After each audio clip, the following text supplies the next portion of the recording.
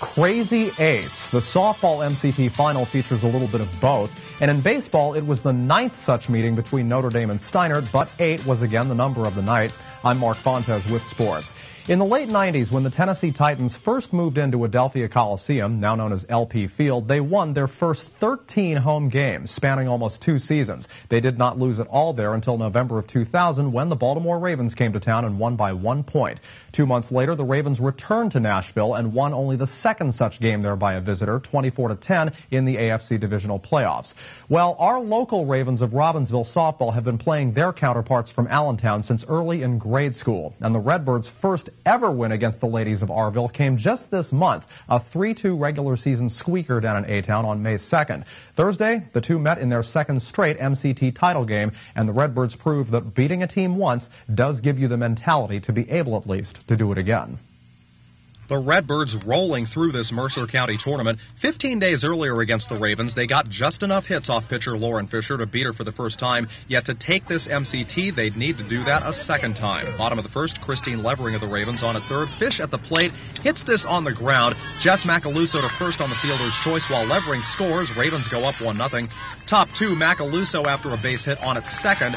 Erica Nugent at the plate facing Fish. Nugent belts this through to right field for a base hit. Macaluso hustles around and comes in to tie the game. Now, this contest looked like it'd be one of those Raven-Redbird classics until the top of the fourth. Allentown bases loaded, Maddie Brunk on at third. Nugent up again, hits that right to Christine Levering, who tries to gun Brunk down at the plate, but the throw not in time, so A-Town with their first lead.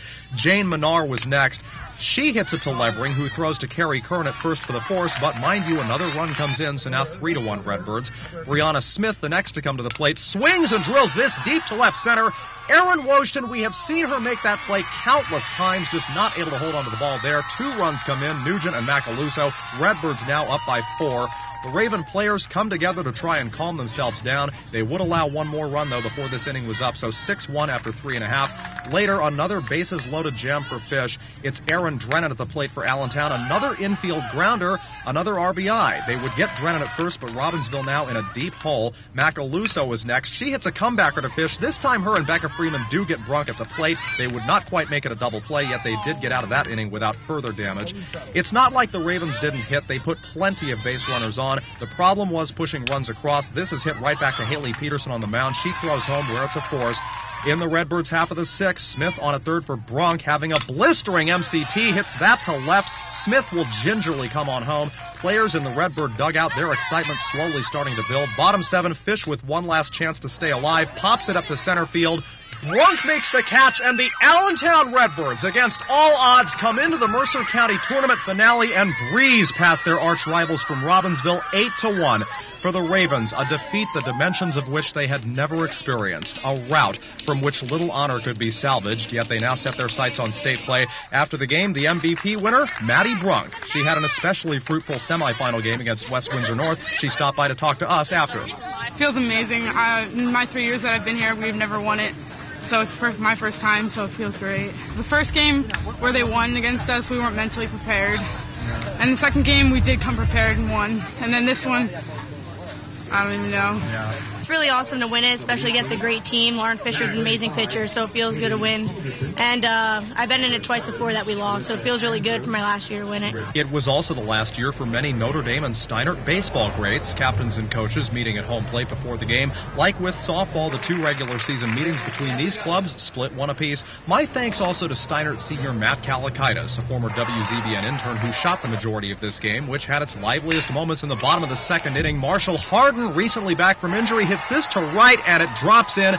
Jeff Mattinelli comes in to get the Spartans on the board. High fives all around from teammates who were pumped up about this game. A little bit later, Eddie Ashley up with runners on, drives this one to left. It gets back to the wall. Extra bases, also extra runs. Steinert takes a 3-0 lead with that, and the Spartans were just getting warmed up. Runners on 2nd and 3rd for James Locklear moments later. He lifts it high in the air to center field. It is caught. Karsten Robb tagging at 3rd comes home. 4-0 Spartans, and what would any Steinert rally be without a contribution from Brock Podgorski? He belts this one to left. It brings in Eddie Ashley. Steinert goes up 5-0 after 2 innings of play. This game shaping up much like the April 18th affair where Steinert went ahead 6-0 early. The Irish would get their good breaks, though. Robb, starting on the mound for the men in green, ran into some problems in the top of the third, loaded the bases, then walked Cody Billings. Irish got their first run because of that. Top of the fourth, Robb still on the hill. Drew Sika at the plate with a runner on third. Sika belts this to left. That drives in another. 5-2 now. Some Irish fans start celebrating. What they couldn't have expected, though, is how solid a relief effort Chris Geraci turned in. He got the job done there. But don't worry about Robb. He was on base again later when Eddie Ashley pounded another extra base hit. He's waved around to come in and put more insurance runs on the board. Long story short, this game was 7-2 in favor of Steinert after 4 innings of play.